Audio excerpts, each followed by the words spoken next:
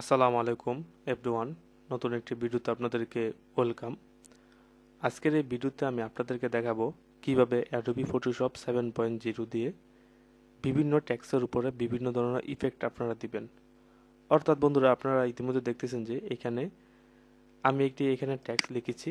এই টেক্সটের উপরে কিন্তু আমি একটি ঘাসের একটি ইফেক্ট দিয়েছি। তা আপনারা কিভাবে এই টেক্সটের উপরে বিভিন্ন ধরনের ঘাসের ইফেক্ট দিবেন সেই বিষয়টি বন্ধুরা আজকের ভিডিওতে আমি আপনাদেরকে দেখাবো। তো তার জন্য এখানে লেয়ার বক্স থেকে আমি এই ঘাসের যে ইফেক্টটা দিয়েছি টেক্সটটাকে আমি কেটে নিলাম। কেটে নেওয়ার পর এখান থেকে ট্যাক্সে আমি ক্লিক করব। ক্লিক করার পর এখান থেকে আমি একটি লেটার লিখব, অর্থাৎ আমার নামের প্রথম অক্ষরটা আমি এখানে লিখে নিলাম। লিখে নেওয়ার পর এটাকে আমি রিসার্চ করে নিব, অর্থাৎ বড় করে নিব।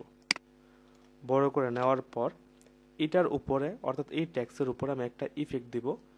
তো ইফেক্ট বলতে আমি ঘাসের একটি ইফেক্ট দিব। তো আমি অনলাইন থেকে আমি আগেই এটা ঘাসের একটি ইফেক্ট আমি এখানে ডাউনলোড করে রেখেছি।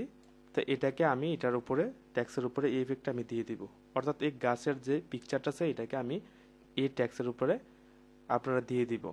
তো এটাকে আমি এখানে নিয়ে আসলাম। নিয়ে আসার পর এখান থেকে এটাকে আমি রিসার্চ করে নেব, অর্থাৎ ওই টেক্সটের উপরে আমি পরিপূর্ণভাবে এটাকে দিয়ে দিব, সুন্দরভাবে দিয়ে দিব।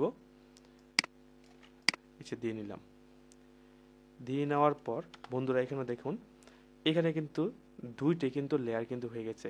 প্রথম লেয়ারটি হচ্ছে আমি যে একটা টেক্সট লিখেছি, এইটা কিন্তু একটা লেয়ার।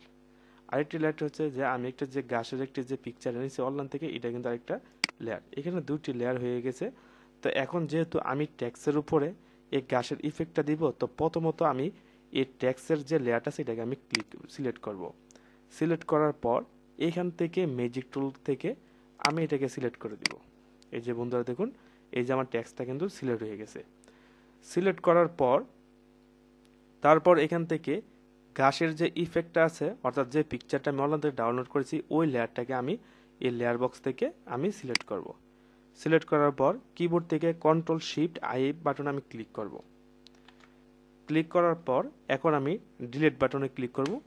ক্লিক করার পরে যে বন্ধুরা দেখুন, খুব সুন্দরভাবে কিন্তু আমার ইফেক্টটা কিন্তু এই টেক্সটের মধ্যে কিন্তু বসে গেছে। তো এরকমভাবে আপনারা যে কোনো টেক্সটের মধ্যে বন্ধুরা আপনারা যে কোনো ঘাসের ইফেক্ট বসানোর ক্ষেত্রে আপনারা এই অ্যাডোবি ফটোশপ 7.0 দিয়ে বসাতে পারবেন।